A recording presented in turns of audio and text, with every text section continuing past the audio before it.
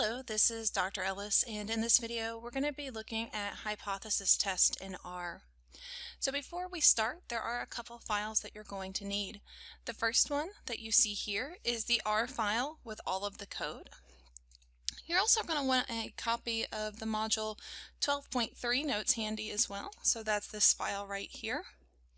In addition to that, you'll want to make sure you have your data file. You can either follow along with the Kentucky 2020 data that we created earlier in the course, or you can follow along with the data set for your state. And then finally, as always, we always want to make sure that we have the code book for the data set handy, and so here is the code book. Alright, so we will go ahead and get started. So again, in this video we are going to be following along with the module 12.3 notes. The module 12.3 notes are structured so that we will look at several different hypothesis tests. And so how the structure of these will look is you'll see the type of hypothesis test, the research question we plan to answer using the BRFSS, the output that we'll get from the R code, and then with that R output, there are going to be some data notes that we need to make sure we make note of. We're always going to want to check our assumptions for each of our hypothesis tests, as well as the conclusion that we will reach based off of our output. And so you'll notice that this pattern continues for each of the different types of hypothesis tests that we are going to look at in these notes. Alright, so the first one we are going to look at is that one sample proportion z-test. And so one sample proportion z-test can help us answer questions like, at the 5% significance level, is the percentage of people living in Kentucky during the year 2020 receiving a flu vaccine less than 50%. So as a reminder, if we were to set up our hypothesis test here, notice we do have a one-tail test. In other words, we're testing to see if P, the parameter, is less than 50%. And this will become important here in just a moment for the code. So let's look at how we can write the code for this particular hypothesis test. So the first thing we're going to want to do is to read in our data. So as a reminder, in order to read in the data, we first need to set our working directory. And our working directory is going to be where on our computer we have the file or the data file stored. So you could have either saved the set working directory code from a previous module, or if you don't have that code saved, if you come over here to Files, click on the three horizontal dots. Remember, this will bring up a folder or file navigator on your computer. It will only show the folders though, so you can go through the different folders until you find the folder where you have the data located. Once you have opened that folder, down here you should see your data set located, the file name. Then click on More, then click on Set as Working Directory, and that will auto-populate this line of code right here. Next, we'll read in our data set. It's always a good idea to check our data set, so here I'm going to use the head function. Everything looks like it should for this data set. And so next we can move on to our hypothesis test. So the first thing we're going to do is explore the flu shot 7 variable, and so that is the variable that we're going to be looking at. So if I pull up the code book, the flu shot 7 variable is located on page 46. Remember that you can also use the search to find it as well. So this variable takes the responses yes, no, don't know, and refuse. So when we look at a one sample proportion z-test, we need to define what it is we're interested in and the complement of that. So in this particular case, we're interested in those that say yes to the flu shot. So the complement to that will be everybody that said no, don't know, and refused. And so if we go back to the notes, you will notice here in the notes, I have a data note here. So here we have the proportion of those responding no, don't know, or refused was used as the complement of yes. So this is important because the complement of yes is what we're going to be comparing to in the calculations. You could also just use no as the complement, but in order to do that, you would need to remove those don't knows and refuses from the data set, similar to what we've done in other modules. Alright, so let's see how to write the code. The first thing that I'm going to do is create an object called flu var and set it equal to the flu variable. Then, just like we saw previously, I'm going to create a table. And so here is that table. So notice I have 1,374 yeses, 1,364 no's, and then 13 and 3 for the other two choices. So our yeses will be represented by that 1,374, and the complement will be the addition of the other 3. So in order to perform the hypothesis test, we need to define the total number of observations or of values, and then the number of what we would call successes, or in this case, the yeses. So here, to find the total number of non-missing, we're going to do something similar to what we've seen before. Before, we would use the is.NA to find the number of missing. Well, here we want the number of not missing. So to find that, one thing we can do is just place an exclamation point in front of the is.NA. An exclamation means not in R. So this is asking, I want you to find the number of observations that are not missing. So running this, we find that n is equal to 2,754. If we were to add up these 4 values in the table, we would also find that that is equal to 2,754. And then next, to find k, the number of successes, or in other words, the number of yeses, those are going to be equal to the number of variables where the flu-var is equal to 1 with the missing removed. So we find that k is equal to 1,374, which is exactly what we expect from the table. Next, to perform the hypothesis test, we're going to use the prop.test function. We're going to give the following 3 arguments to the function. K, which is the number of yeses, n is the total number, and then we need to determine what type of hypothesis test this is. In other words, in the alternative, should we have a less than, greater than, or not equal to? Well, in this case, we were testing to see if the percentage of those that have received a flu shot was less than 0.5. And so we have the less than here. We can read more about this particular function by putting a question mark in front of it. And notice here, if we look at the alternatives, there are 3 options. 2-sided, which would be a not equal to, less than, and greater than. So depending on your hypothesis test is what you will want to place here. So now we could run this. Okay. This is going to give a chi-squared test statistic, but we can still use it. So here we have our test statistic is 0.009077 with a p-value of 0.462. So now going back to our notes, we can see those are highlighted here. Since this p-value is greater than 0.05, we would say at the 5% significance level, we do not have evidence that less than half of Kentuckians received a flu vaccine in the year 2020. Now, a couple things to note. In order for these conclusions to be valid, we do have to make sure we have met our assumptions.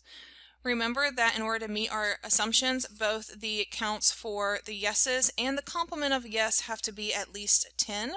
In this case, they obviously are. We were in the thousands for both of those. In general, the BRFSS sample size are very, very large, and so majority of the time you are going to meet those sample size requirements. Now, so in this case, we said that we do not have evidence that those that received the flu shot was less than 50%. Let's go back to our R code that we have here and just see if that conclusion makes sense in terms of the data. So notice here, remember that we had out of this sample for Kentucky 1,374 people that said yes, out of a total of 2,754. So notice if we look at that percentage is almost 50%. So it makes sense that we can't say for sure that the population was less than 50%, because our sample or our statistic that we found was very close to 50%. So in other words, we just don't have enough evidence here to say conclusively that in the population, less than 50% of people in Kentucky in 2020 received their flu vaccine, even though the statistic was slightly less than 50%. All right, so the next hypothesis test that we are going to look at is the exact binomial test. Notice it can also be used to answer the same research question, and in general this is true that there are usually more than one test available to answer similar research questions. So again, we'll look at some code on, some R code. So again, we're going to look at that flu shot 7 variable. We're going to make the table. The table, one of the things it allows us to do is to check those sample size requirements if we have them. And next we're going to perform the hypothesis test. So notice to perform the hypothesis test, we do the exact same thing as before. We find the number of yeses and we find the total number.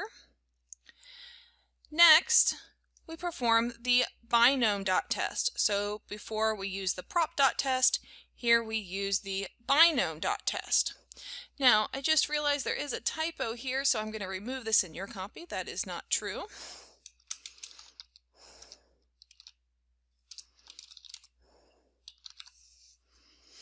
All right, so let's run that code. And here we have our output for the exact binomial test. This second line is the line you're most interested in. Notice it tells us the number of successes, which in this case is the number of people that said yes to having received a flu shot. The number of trials is the total number of observations. And remember that that complement of yes in this case does include those don't knows, not sure's, and the refusals. And notice we get a p-value of 0.462. So again, going back to our notes here, here is that output. Here is that output highlighted. And again, this p-value is greater than 0.05. So again, we do not have enough evidence to conclude that less than half of Kentuckians received their flu vaccine. So even though the statistic is slightly less than a half, that doesn't give us enough information in this case to say that the parameter is less than a half. Another thing to notice is if we compare these two outputs, notice we do get very similar, if not the same, p-values.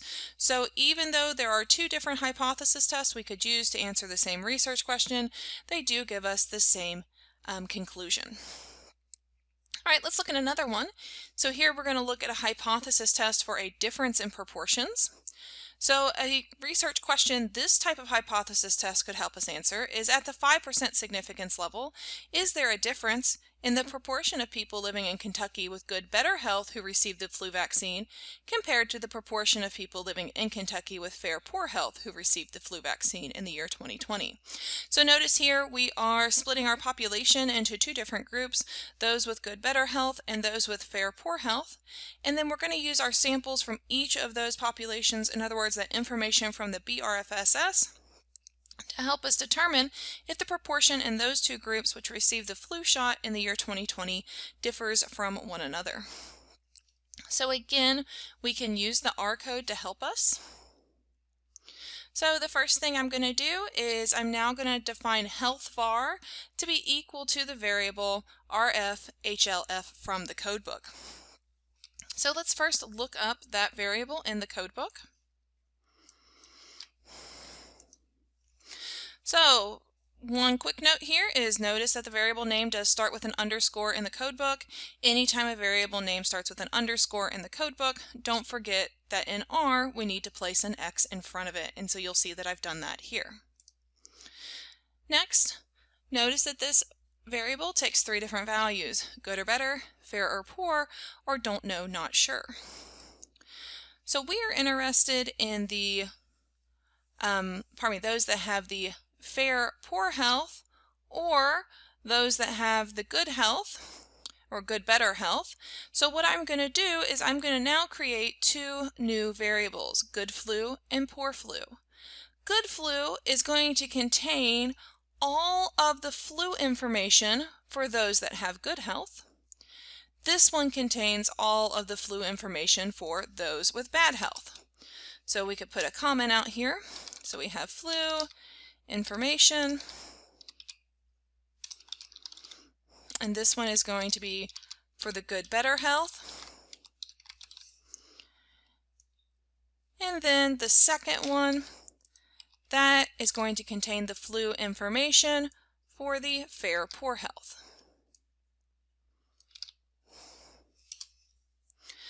Looking at the table in the code book, notice there are 4 possible responses. So what we're going to do is we are going to group the no's, don't knows, and refusals into one group. And so these 4 responses are talking in terms of the flu variable. And so we can see those here. So first, if we make a table of the good flu, oops, I need to run that code first. So this is a table of everyone that report they had good, better health and what their flu vaccination status looks like. So here are our yeses, nos, don't knows, and the refusals. And then for everyone that reported that they had fair or poor health, this is what their flu vaccination status looks like. So notice in this case we actually didn't have any refusals. Another thing to notice here is those that report good health. We do have much higher frequencies than those that reported poor health, but that's perfectly fine. That doesn't invalidate any of our analysis that we do. So very similar to before, what I need to do is for everyone that reported that good, better health, I need to find the total number of flu responses and the number of yeses. And then I need to do the exact same things for those that said fair or poor health. And so you'll notice I've repeated these 2 lines of code down below. The first one is finding the yeses in the total for those that said they had the good, better health. And here are the total yeses, the total numbers and the yes numbers for those that said that they had fair, poor health. So these are repeated from where we did the single proportion z-test. It's just now we have to do it twice because we have 2 different groups. And then we're still going to use the prop test that we saw before. And so if we come up here to our prop test, remember for the prop test we gave it the yeses, the total numbers, and then the type of test. Well, here we have 2 total numbers and 2 good numbers. So first I've given it the 2 good numbers, and then I've given it the 2 total numbers. The important part here is make sure you keep these in the same order. So I do good, bad, or good, poor, and then good, poor. So running this code, here is our output. So let's go back to our notes.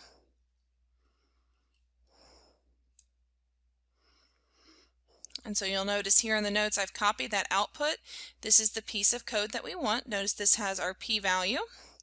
And so our conclusion here is at the 5% significance level, we do not have enough evidence to prove the percentage of people living in Kentucky with good, better health who received the flu vaccine differs from the proportion of people living in Kentucky with fair, poor health who received the flu vaccine during the year 2020.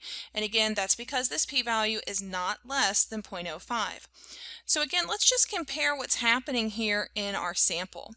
So if I first want to find the percentage of the people with the good, better health that received the flu vaccine, I could take my k dot good and I could divide by the n dot good.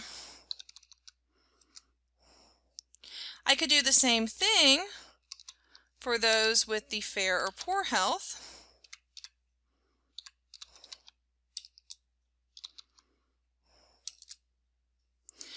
And notice that in the sample, we do find that these 2 proportions differ from one another, but they don't differ enough to conclude that in the population they differ from one another. And notice here we have the confidence interval that we've seen previously, and notice this confidence interval does contain 0. So again, we just don't have enough evidence in the sample to conclude that the parameters are different from one another, even though we can see that the statistics are different. Right, next and last but not least, we're also going to look at how to perform a chi-square test of independence for 2 dichotomous variables. And so here our research question is there sufficient evidence at the 0.05 level to conclude that a person's health status is not independent of whether or not they receive a flu vaccine? So again, we're going to use this 2020 data from Kentucky to perform this hypothesis test. So very similar to before, I need to create a good flu and a poor flu variable. So you don't have to actually run this code again since we've already ran it up here, but I've included it again just as a reminder in case you don't do this hypothesis test first. But we've already ran that and created these, so I don't need to run them again. We've also looked at the tables just as a reminder. I didn't state it explicitly for the previous hypothesis test, but we did meet those sample size requirements by the central limit theorem. And again, this is because the counts for the BRFSS are pretty high. So we could do the exact same thing here for our chi-square test, and we would see that the sample sizes are met because all of the counts are going to be greater than 5. So now to perform the chi-square test, we need to create a contingency table of our two dichotomous variables. The health var2 will be stored as good or other, and the flu var2 will be stored as yes or other. So here, to do this, I'm going to first create a health var2 and set it equal to my original health var. Then I'm going to take everyone which said they had good or better health, and I'm going to create a good or better health category. Then, for everyone that set a value greater than 1, and again, if we go back to our code book, remember they could have said a 2 or a 9. So anything greater than 1 is going to represent fair or poor, and don't know, not sure, or refused missing. And so those are going to be stored as the other. So this is a little bit different than what we did for the difference in proportions. For the difference in proportions, I started out with good health, and I just found the good health from the flu vaccine, or those that what their flu vaccine status was. And then I did the same thing for bad health. Here, we're working with the health variable separately and then the flu variable separately. So next, I'm going to do the exact same thing for the flu variable. I'm going to find those that said yes, and everybody else I'm going to set to other. Now I need to create a contingency table, and so I'm just going to call this contingency table TBL, which is just short for table. If I wanted to, I could then look at that table to see what it looks like. And you'll notice we do have a contingency table, just like we've seen before. The important thing why we had to do these steps up here is for the chi-square test, I needed each of my categories to only have 2 options. So for the flu variable, other and yes, and for the health variable, good, better, other.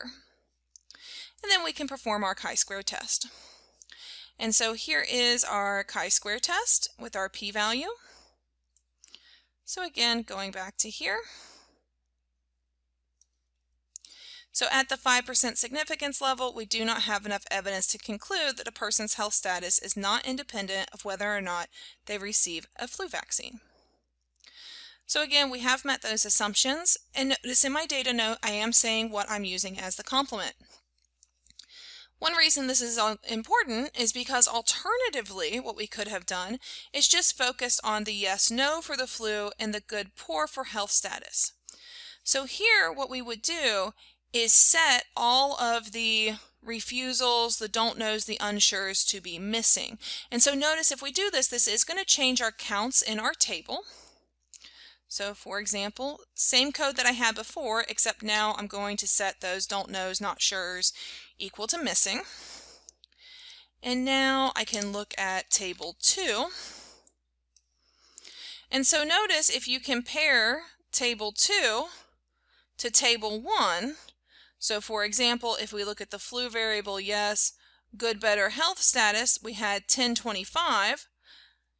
We still have, notice the table's in a little bit of a different order, so do be careful reading it. We still have 1025, but if we look at the fair, poor, no of 298, that is different than what we had in the other of 309. So it changes the count slightly and it changes the meaning because we've changed what the complement of yes and good, better in terms of the flu and the health variable. So then we could also run the chi-square test, and then in this case, notice that that p-value is significant. So it really is important how you define what the complement is, and then you want to make sure in any of your documentation you have also talked about that, because again, as you can see here, that can make a difference as to whether or not you have significant results, as to what, and it depends on what you are considering to be the complement. You can make an argument for either one, and so this is why that transparency is so important. So as always, if you have any questions, if you need any help, please let me know, and I'm more than happy to help.